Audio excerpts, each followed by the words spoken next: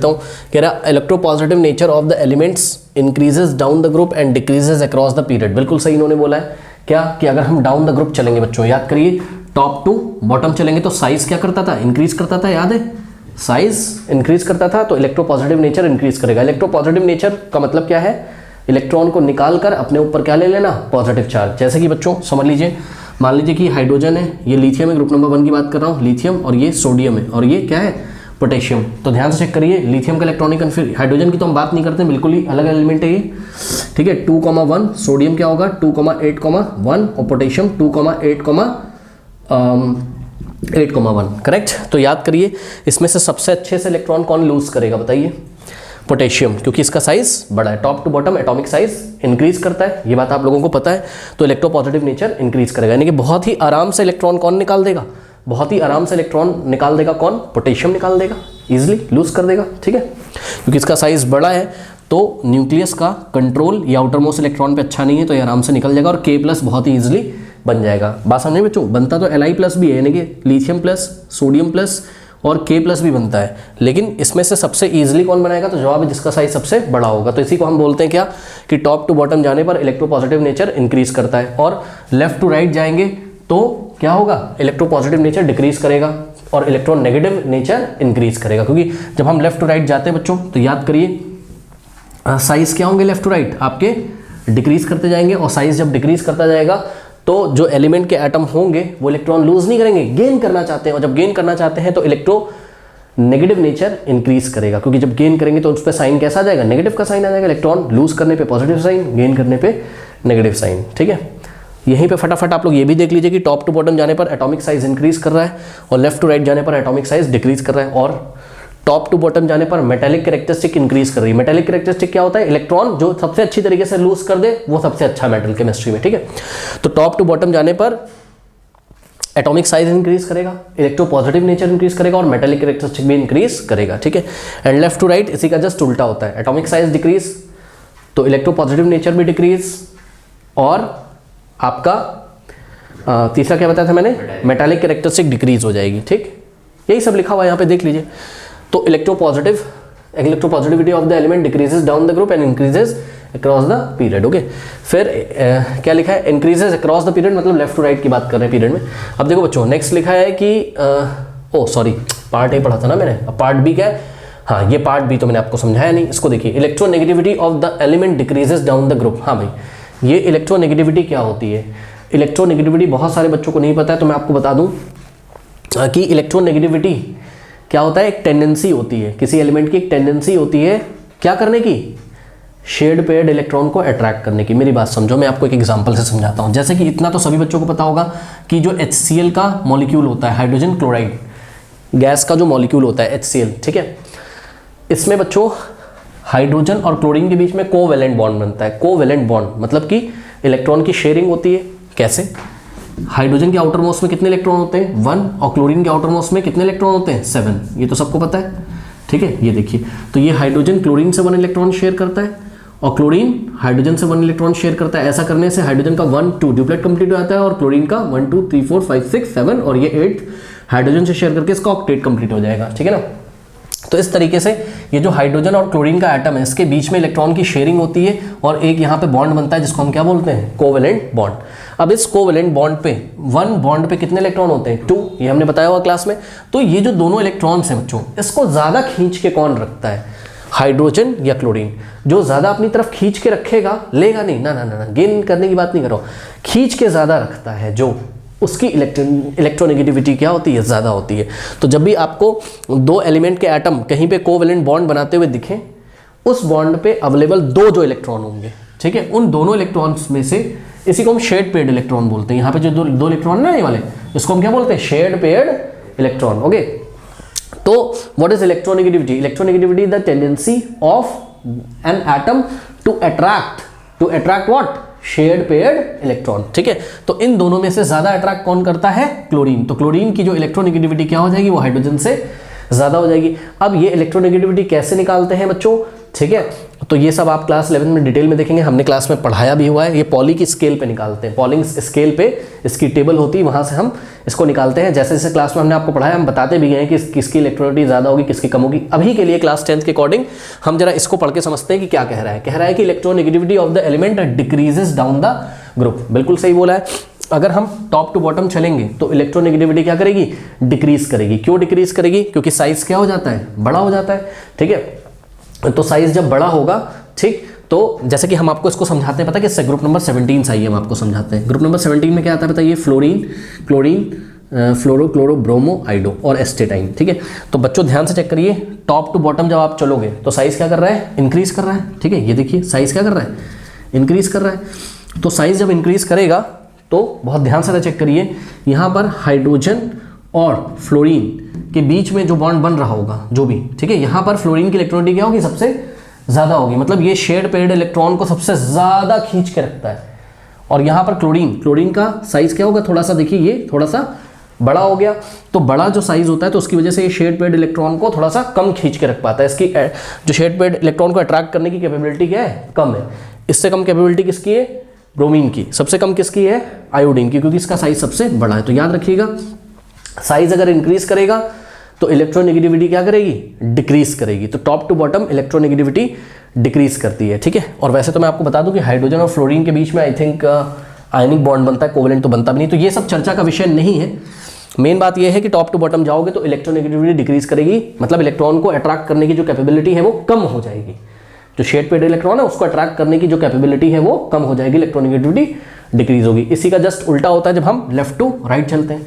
ठीक, left to right क्या होता है, एटॉमिक साइज डिक्रीज करता है तो इलेक्ट्रोनेगेटिविटी क्या कर जाएगी, इंक्रीज कर जाएगी। बात समझ में आई? क्योंकि भाई जब साइज छोटा होगा तो अच्छे से इलेक्ट्रॉन को अट्रैक्ट करेगा। कौन से इलेक्ट्रॉन्स को, शेड पेयर्ड इलेक्ट्रॉन को। क्यों भाई, जब साइज एटम का छोटा है, किसी एटम का साइज, ठीक है, तो उसके न्यूक्लियस पे जो पॉजिटिव चार्ज होता है ना, देखो जैसे कि अब यहाँ पे जैसे कि ये देखिए क्लोरीन और ब्रोमीन में अगर हम कंपटीशन कराएं, नहीं क्लोरीन और ब्रोमीन में तो नहीं, हमें लेफ्ट टू राइट चलना है ना, तो लेफ्ट टू राइट अगर हम चलेंगे तो जैसे कि ये आ गया आपका ग्रुप नंबर 16, ये देखिए ध्यान से, तो ये फ्लोरीन के लेफ्ट में क्या आता है आपका ऑक्सीजन। अब ऑक्सीजन और फ्लोरीन में किसकी इलेक्ट्रोनिटी ज़्यादा होगी, तो जवाब है किसकी ज़्यादा होगी, फ्लोरीन की। क्यों, क्योंकि ये ऑक्सीजन है और ये फ्लोरीन है। ऑक्सीजन का साइज, ये रहा ऑक्सीजन का साइज और ये रहा फ्लोरीन का साइज। तो लेफ्ट टू राइट जाने पर साइज क्या करता है, डिक्रीज करता है। तो ये देखिए फ्लोरीन का साइज, मान लीजिए कोई ए नाम का एलिमेंट है, ए से बॉन्डिंग करी किसने, ऑक्सीजन ने भी, और ए से बॉन्डिंग करी फ्लोरीन ने भी। ठीक है, तो सबसे अच्छी तरीके से इस शेड पेयर्ड इलेक्ट्रॉन को कौन खींचेगा, फ्लोरीन, क्योंकि फ्लोरीन का साइज छोटा है ना, तो जो न्यूक्लियस पे जो पॉजिटिव चार्ज है वो positive charge shared paired electron को बहुत अच्छी तरीके से खींच लेगा। उसका कंट्रोल यहाँ शेड पेयर्ड इलेक्ट्रॉन पे ज्यादा होगा। बात समझ में? तो यही बात लिखी, electronegativity of the element decreases down the group, increases across the period. Okay, next क्या है, atomic size increases down the group and decreases across a period. Okay, तो यहाँ पे देखिए ये तो बहुत इजी है, एटॉमिक साइज इंक्रीज करता है down the group and decrease करता है लेफ्ट टू राइट, हम चलते हैं क्रॉस द पीरियड, ये सबको पता है। नेक्स्ट क्या है, मेटालिक कैरेक्टरिस्टिक। हाँ भाई, टॉप टू बॉटम जाएंगे तो मेटालिक कैरेक्टरिस्टिक क्या करती है, इंक्रीज। मेटालिक कैरेक्टरिस्टिक क्या होती है, इलेक्ट्रॉन को लूज करने की कैपेबिलिटी। तो सबसे अच्छा कौन लूज करेगा इलेक्ट्रॉन को, नीचे वाले, क्योंकि उनका साइज बड़ा होता है। तो जब साइज बड़ा होगा तो न्यूक्लियस का कंट्रोल इलेक्ट्रॉन पे होगा नहीं, इलेक्ट्रॉन इजिली निकल जाएगा। जो एलिमेंट के एटम इलेक्ट्रॉन अच्छे से लूज कर देते हैं उनका मेटालिक कैरेक्टरिस्टिक ज्यादा होता है। तो कौन अच्छे से लूज करेंगे, नीचे वाले, यानी कि टॉप टू बॉटम जाने पर मेटालिक कैरेक्टरिस्टिक इंक्रीज करेगा और लेफ्ट टू राइट जाने पर मेटालिक कैरेक्टरिस्टिक डिक्रीज करेगा। यही बात लिखा है, metallic characteristic increases down the group and decreases across a period from left to right. Okay okay, कह रहा है कि on the basis of the above trends in the periodic table answer the following about the elements with atomic number 3 to 9। अब बच्चों atomic number 3 to 9 किसका किसका होता है, पहले तो आप ये लिख लीजिए।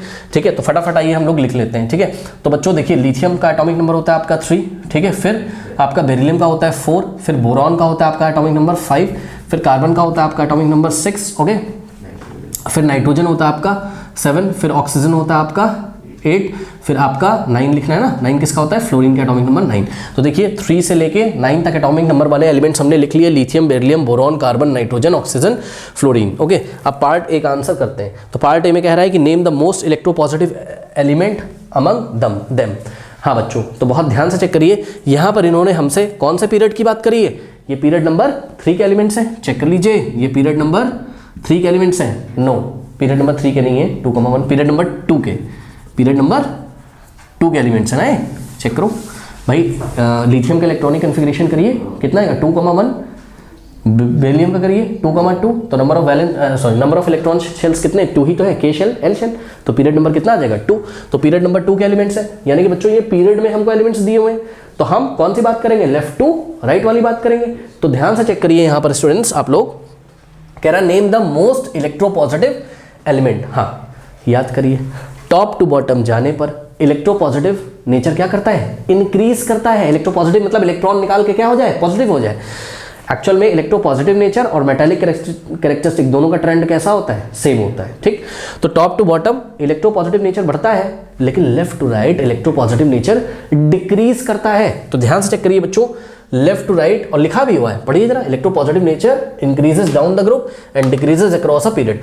तो आप लेफ्ट से राइट जब जाओगे, ठीक है, तो इलेक्ट्रोपॉजिटिव नेचर क्या करेगा, डिक्रीज करेगा, यानी कि इलेक्ट्रोनेगेटिव नेचर क्या करेगा, इंक्रीज। और सही बात तो है, आप जब लेफ्ट से राइट जा रहे हो आप तो नॉन मेटल की तरफ जा रहे हो। चेक करो, लिथियम क्या है, मेटल है, बेरिलियम मेटल है, फिर आप मेटल से कहाँ जा रहे हो, नॉन मेटल की तरफ जा रहे हो, क्योंकि चेक करो ना, नाइट्रोजन ऑक्सीजन ये सब क्या है, नॉन मेटल। तो आप तो इलेक्ट्रोपॉजिटिविटी क्या कर रही है, डिक्रीज कर रही है। तो सबसे ज्यादा इलेक्ट्रोपॉजिटिव कौन होगा, जो सबसे पहले आ रहा होगा, क्योंकि इधर तो इलेक्ट्रोपॉजिटिविटी क्या हो रही है, डिक्रीज कर रही है। तो सबसे ज्यादा बच्चों इलेक्ट्रोपॉजिटिव कौन होगा इसमें, लिथियम होगा कि नहीं होगा, बताइए। हाँ, तो जो पार्ट ए का आंसर है बच्चों वो क्या हो गया, मैं ब्लू मार्कर से लिख के सर्कल कर दूंगा। तो यहाँ मैंने लिख दिया लिथियम। अच्छा, आप लोग को ऐसे लिख के सर्कल नहीं करा, आप पूरा लिखिएगा LITHIUM लिथियम, इंग्लिश में लिखना है आपको, वहाँ नेम पूछा है उन्होंने, सिंबल नहीं पूछा है, ओके। उसके बाद पार्ट बी कह रहा name the most electronegative element. हाँ भाई बच्चों, लेफ्ट से राइट जाओगे तो आपका इलेक्ट्रोनेगेटिविटी क्या करता है, इंक्रीज करता है। इलेक्ट्रोनेगेटिविटी इंक्रीज करता है, क्यों, क्योंकि साइज क्या करता है, डिक्रीज करता है। इलेक्ट्रोनेगेटिविटी इंक्रीज करता है, बात समझ में, क्यों, इलेक्ट्रोनेगेटिविटी मतलब क्या, शेड पेड इलेक्ट्रॉन को जो अच्छे से क्या करें, अट्रैक्ट कर ले। तो सबसे अच्छा कौन अट्रैक्ट करेगा इसमें से, जो सबसे राइट में होगा, क्योंकि जिसका साइज सबसे छोटा होगा, जिसका साइज सबसे छोटा होगा वही तो अच्छी तरीके से शेड पेड इलेक्ट्रॉन को क्या करेगा, अट्रैक्ट करेगा, करेक्ट। तो इसका मतलब फ्लोरीन सबसे अच्छे तरीके से अट्रैक्ट करेगा। तो लेफ्ट से राइट जाने पर इलेक्ट्रोनेगेटिविटी इंक्रीज होती है, दिया भी होगा बच्चों, चेक कर लो। Electronegativity of the element decreases down the group and increases across a period. तो लेफ्ट टू राइट जाने पर इलेक्ट्रोनेगेटिविटी इंक्रीज करती है, यानी कि सबसे ज्यादा इलेक्ट्रोनेगेटिव एलिमेंट कौन होगा, बताइए, फ्लोरीन। बच्चों आप लोग को इंग्लिश में लिखना है, मेरे पास जगह नहीं है इसलिए मैं यहाँ सिंबल बना दे रहा हूँ। तो पार्ट बी का जो आंसर है मोस्ट इलेक्ट्रोनेगेटिव वो क्या हो जाएगा, फ्लोरीन, ओके। उसके बाद पार्ट 3 कह रहा name of the element which is smallest atomic size. हाँ भाई बहुत इजी है। तो बच्चों लेफ्ट से राइट जाने पर एटॉमिक साइज क्या करता है, डिक्रीज करता है। तो सबसे छोटा एटॉमिक साइज किसका होगा बताइए, फ्लोरीन का। तो अगेन आंसर इज फ्लोरीन, बहुत इजी था। एटॉमिक साइज सबसे स्मॉलेस्ट किसका होगा, फ्लोरीन का होगा। उसके बाद पार्ट डी कह रहा है name the element which is a metalloid. हाँ भाई याद करिए, अब इन सब में से मेटलॉइड कौन है, the first metalloid of the periodic table, boron, ठीक है, जिसके बुलेट प्रूफ वेस्ट भी बनते हैं, हमने आपको बताया था, ठीक है। तो boron is the metalloid here. तो यहाँ पर बच्चों बोरॉन क्या है, मेटलॉइड, करेक्ट। उसके बाद part E name the element which shows maximum valency. हाँ भाई बच्चों यहाँ पे ध्यान से चेक करिए किसकी मैक्सिमम वैलेंसी इसमें होगी। वैलेंसी क्या होती है, नंबर ऑफ इलेक्ट्रॉन्स जितने दे दे, ले ले या क्या करे, शेयर करे, यानी कि combining capacity of the element, okay. तो ध्यान से चेक करिए बच्चों, लिथियम का इलेक्ट्रॉनिक कन्फिगरेशन 2,1, बेरिलियम का इलेक्ट्रॉनिक कन्फिगरेशन 2,2, बोरॉन का 2,3, कार्बन का 2,4, नाइट्रोजन का 2,5, ऑक्सीजन का 2,6 और फ्लोरीन का इलेक्ट्रॉनिक कन्फिगरेशन 2,7 होगा, ठीक। अब यहाँ पे चेक करो जरा, देखो बच्चों लिथियम की वैलेंसी कितनी होगी 1, क्योंकि 1 इलेक्ट्रॉन लूज कर देगा। बेरिलियम की कितनी होगी 2, क्योंकि मेटल है, 2 इलेक्ट्रॉन लूज कर देगा आउटर मोस्ट में, 2 इलेक्ट्रॉन से लूज करके ड्यूप्लेट कंप्लीट कर लेगा, ठीक है। बोरॉन की कितनी, बोरॉन की वैलेंसी है यहाँ पर ये 3, क्योंकि ये 3 इलेक्ट्रॉन लूज कर सकता है और कभी कभी 5 इलेक्ट्रॉन ये कहीं से शेयर भी करता है, तो वो आप क्लास 11 में पढ़ोगे। बट अभी के लिए क्योंकि इसकी वैलेंसी कितनी हो जाएगी 3, ये वैलेंसी लिख रहा हूँ मैं ब्लैक मार्कर से। कार्बन की वैलेंसी कितनी हो जाएगी, ध्यान से चेक करिए, 4 होती है कार्बन की वैलेंसी, तो आपने कार्बन कंपाउंड में पढ़ा हुआ है, ठीक है। चेक करिए बच्चों, कार्बन के आउटर मोस्ट में 4 इलेक्ट्रॉन है और ये तो 4 इलेक्ट्रॉन कहीं से शेयर करता है, जैसे कि मीथेन का जो मॉलिक्यूल होता है, याद है आपको, CH4, ये देखिए मीथेन का जो मॉलिक्यूल होता है CH4, इसमें कार्बन के आउटर मोस्ट में कितने होते हैं 1, 2, 3, 4 और 4 इलेक्ट्रॉन इसने किससे, कहाँ से शेयर किए, हाइड्रोजन से, याद है आपको, ठीक है ना। तो यहाँ पर बच्चों कार्बन की जो वैलेंसी हो गई वो कितनी हो गई 4, क्योंकि इसने 4 इलेक्ट्रॉन शेयर करता है। नाइट्रोजन की वैलेंसी कितनी हो जाएगी 3 हो जाएगी, क्योंकि इसके आउटर मोस्ट में कितने इलेक्ट्रॉन है 5, तो या तो किसी से 3 शेयर करेगा या तो किसी से 3 गेन कर लेगा, ठीक है।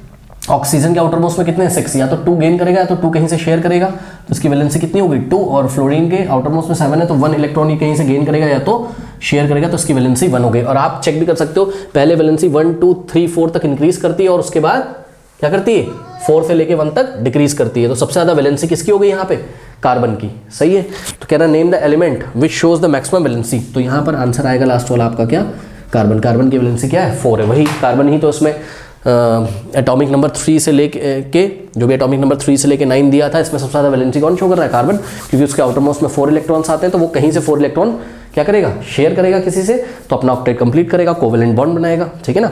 तो इसलिए कार्बन की वैलेंसी यहाँ पे मैक्सिमम है। वैलेंसी क्या होता है, कंबाइनिंग कैपेसिटी, जितने इलेक्ट्रॉन कोई एटम दे दे, ले ले या क्या कर ले, शेयर कर ले। ओके, तो 48 क्वेश्चन हो गया। तो 49 क्वेश्चन का बच्चों जो